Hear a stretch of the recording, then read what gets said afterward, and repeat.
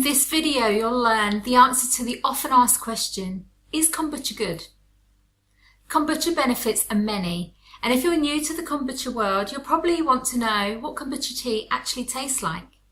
Once you've learned what the basic kombucha benefits are, and you're no longer wondering why kombucha is good for you, then you can keep on watching this video to learn all about how to make kombucha, complete with an easy kombucha recipe as well. So what is kombucha? The kombucha drink is made from fermenting a tea and a sugar mixture with a microbial colony called a Scoby. The Kombucha Scoby is a symbiotic mix of beneficial bacteria and fungi. Kombucha tea making has been practiced for thousands of years in many cultures and for many different purposes. Pieces of the Scoby get passed from one person to another. Like a starter, it grows larger each time it's used for a new batch of kombucha. So, by learning DIY kombucha tea making, you're also going to learn how to make a Scoby. Some of the primary kombucha health benefits are that it's a rich source of probiotics. It can provide the well-known benefits of green tea if it's made with green tea. It contains some beneficial antioxidants. Kombucha can kill many bad bacteria. It may reduce heart disease risk. It may help to manage type 2 diabetes. And it may help to protect against cancer. And I'll be covering these benefits in much more detail in future videos. Natural kombucha is therefore very healthy when it's made properly. When you're getting started, it's really important to get a Scoby from a trusted source who works really clean. And then you've got to work in a really clean environment too. It's really important. And the reason that this is important is that you don't want to introduce any additional bacteria to the Scoby. This way the colony remains pure. If the Scoby gets infected with non-beneficial bacteria and fungi, it will not produce a healthy kombucha drink. Is kombucha good for your taste buds? The taste of the kombucha drink is like for all fermented food and drink. It's a bit on the sour side. The exact taste really depends on how many things that you add to the tea, like the tea that you use, the type of sweetener that you use to feed the fermentation microbes, anything else that you might add like small bits of fruit or fruit juice. And then also you've got to take into account how long you allowed it to ferment. It's also possible to use many kinds of herbal teas to make kombucha fermented tea, and then these will impart their own flavours into the tea. However, it's really important that you don't use herbal teas that are known to have strong antibiotic properties. Echinacea tea, for example, will not work as it will impair the activity of the Scoby, and it could even kill the Scoby if the tea is strong enough. It's time to learn how to brew kombucha tea. I'll be using a very easy kombucha recipe to help you to get started. The list of the things that you'll need to gather up are below the video, and you can copy and paste it and print it out and keep it with your other recipes.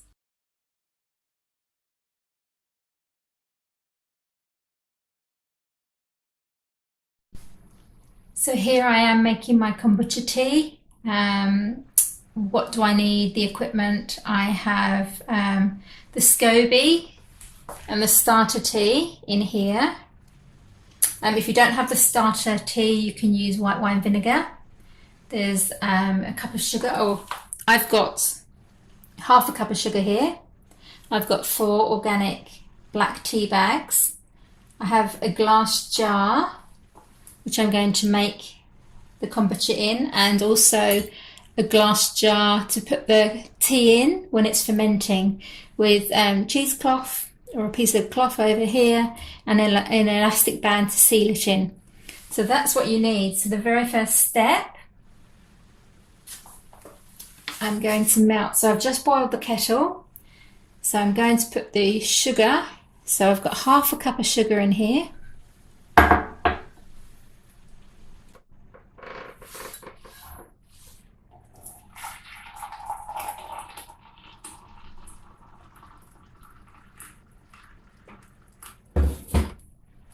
So that's 2 cups of hot water or boiling water.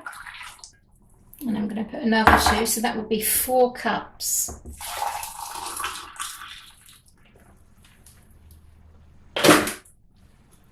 So 4 cups hot water to half a cup of sugar, and mix that together. And just stir it to dissolve. Make sure all those little bits of sugar have gone.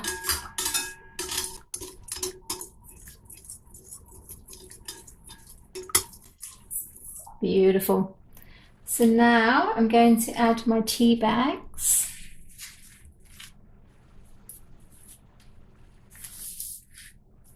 Into the mix, and I'm going to let that brew just like you would an ordinary cup of tea. So steep that for at least 10 minutes, but I just let it go down to room temperature. So I'll go away and I'll come back when the water is cooled down, and we'll be ready to put the Scoby in. So the tea has now cooled down, so I'm going to, I've got my gloves on now. We need to keep the working area as clean as possible. So I'm taking out the tea bags. I've got the tea bags here. A bit more water to the mix.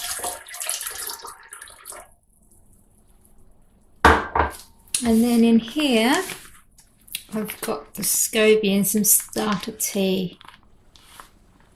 So I'm just going to make sure. This is just cold water to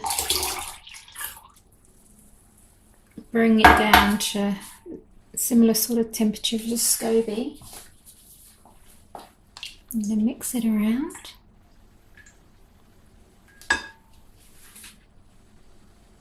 That's good. And then I'm going to open this Scoby and the starter tea.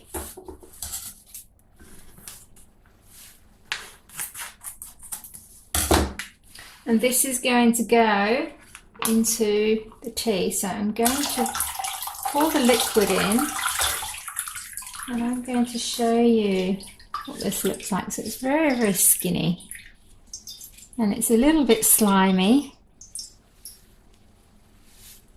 But this is the Scoby.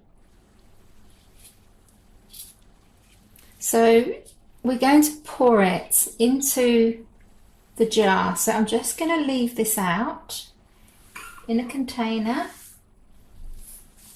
And what I'm going to do now is put the tea in this container here. So I'm going to use a funnel.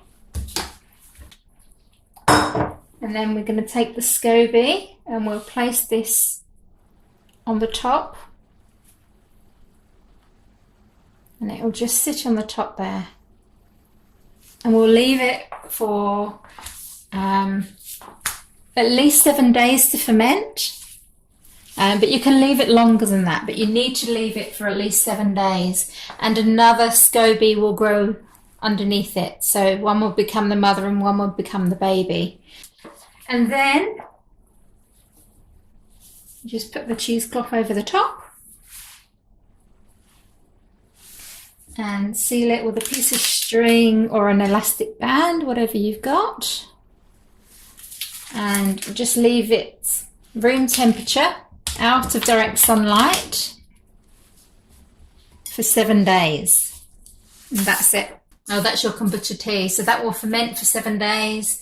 If you want to try it, you can get a straw down the side to see if it's to your taste, if you can leave it longer than 7 days if you like. So pretty much that's it.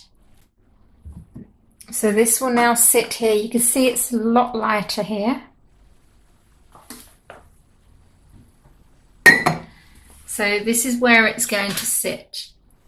And I'll leave it there for at least a week. I hope you enjoyed your kombucha tea making.